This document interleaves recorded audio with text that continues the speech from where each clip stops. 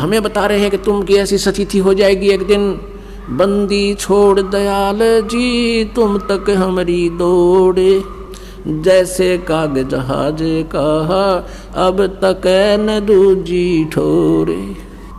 ये ढीठ भूत है, परमात्मा इनके न गढ़न लाग रहे हैं।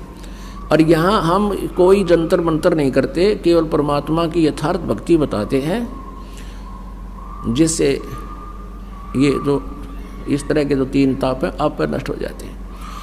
ये प्रेत कौन है? ये वही आत्माएं हैं जो पहले मनुष्य शरीर में थी।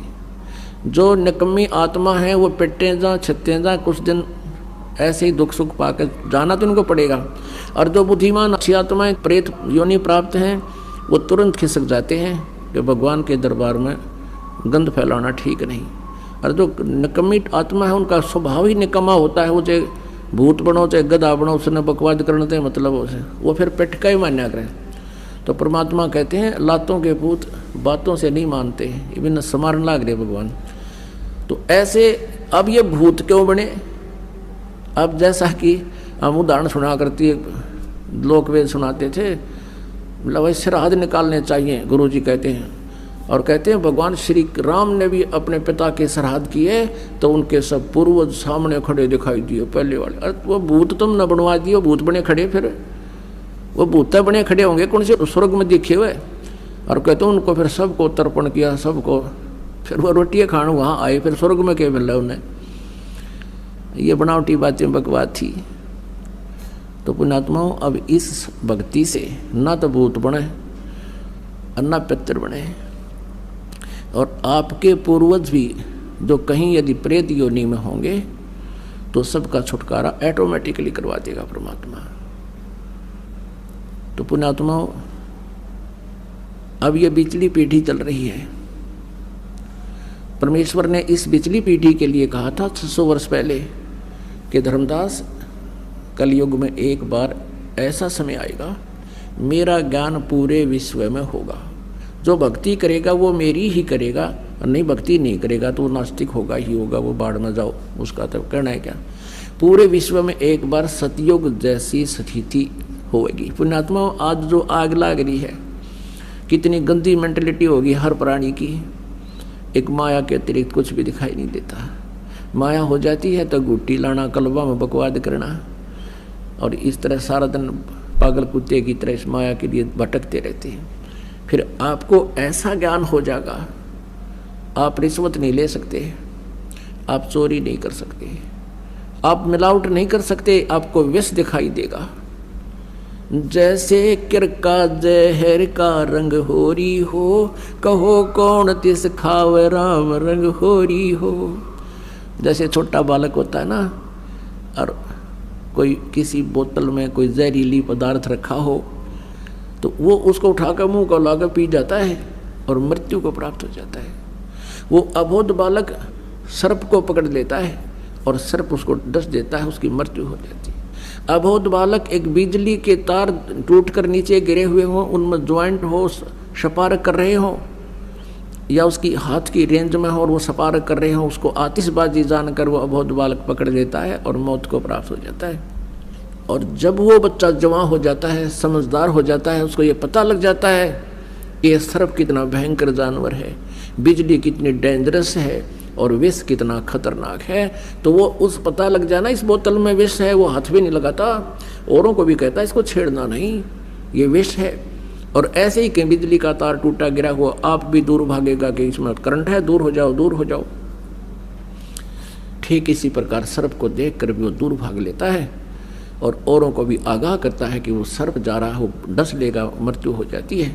तो पुण्यात्माओं जब तक ये अध्यात्म ज्ञान आपको नहीं होगा, ये सभी मानव एक बालक जैसे विष खा रहे हैं। और जब आप सियाणे हो जाओगे, परमात्मा के विधान से परिचित हो जाओगे, परमात्मा कहते तुमने उस दरगाह का महल नहीं देखा और धर्मराज के तिल तिल का लेखा, तो फिर कोई इस विष को नहीं खाएगा।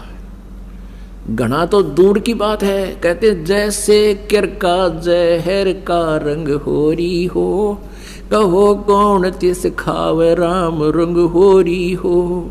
जहर का किरका यानी एक कण भी पड़ा हो और ये पता लग जाए ये जहर है, विष का करका है, कणका है, कहते कोई खावेगा उसको? नहीं। कहो कौन तिस खावे राम रंग होरी हो। ये घनी रिश्वत और चोरी तो दूर की बात है, एक नया पैसा भी। अब दास देख रहा है, एक छोटा सा बालक ने बोला जी मैंने 20 रुपये पड़े पाए, स्कूल में जाऊँ था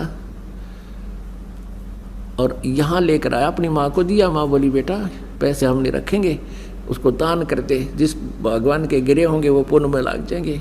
तो ऐसा भाव बन गया बच्चों का, ना तो 20 रुपये मिलने बता तो दुकान की तरफ गोली हो लिया करे, और घर के कौन बतावे। तो ये फर्क पड़ेगा बच्चों, और इन छोटे बच्चों का तो घना असर होगा। यदि बचपन से ही बच्चे को इस ज्ञान में रंग दिया जाएगा, बड़ा होकर वो सपने में भी गलती नहीं कर सकता, और बड़े तो और शीघ्र समझ जाएंगे। तो पुण्यात्माओं, परमात्मा ने कहा था कि एक बार पूरे विश्व में सतयुग जैसा माहौल होगा। अब आप देख रहे हो, ये दास भी देख रहा है। पहले दुनिया को लूटा करते थे जो अनजानपने में, अब उन सब बुराइयों को त्याग कर अब लूट रहे हैं, दान करते हैं। परमात्मा के दोनों हाथों से ये दान करते हैं, सेवा करते हैं। परमात्मा भी कहते हैं देते को हर देते है जहाँ तहाँ से आन, ना दिया वो मांगते फिरियो। परमात्मा सुने नहीं कान। चिड़ी चोंच भर ले गई, नदी न घटो नीर, दान दिए धन घटे नहीं, न्यो कह रे साहिब कबीर। तो पुण्यात्मा, धर्म तो दसके नहीं, दसके तीनों लोग। खैराए तुम्हें खैर है, कीजिए आत्म भोग। आप दान करोगे, परमात्मा 1000 गुना करके आपको लौटाएगा। ये विधान है मालिक का। जैसे दान करने का क्या फल है, जैसे किसान बीज बीजता है और 1 एकड़ में वो 40 किलो गेहूँ बीजता है, बोता है, खूब सिंचाई करता है, रखवाली करता है, तो 1 एकड़ में 50 मन, वो तो 1 मन गेहूँ डाले 50 मन गेहूँ वापस कर देता खेत किसान को, 60 मन। तो पुण्यात्माओं, ये वो अक्षेत्र है, उपजाऊ जमीन है, ये डहर आपको मिल गया। अब इसमें जितना बीज बोओगे 1000 गुना करके आपको वापस देगा। अब जैसे अनजान व्यक्ति तो आपको यहाँ आने में भी ये सोचते हैं कि तुम तीसरे दिन भाग जाते हो, 10वें दिन जाते हो बरवाला में, तुम जो है निर्धन हो जाओगे, कितना खर्च होता है, किराया लगता है, और कार्य भी छोड़ कर जाते हो। पुण्यात्माओं, वो बालक हैं, उनको पता नहीं। आप समझदार हो, आपको ज्ञान हो गया।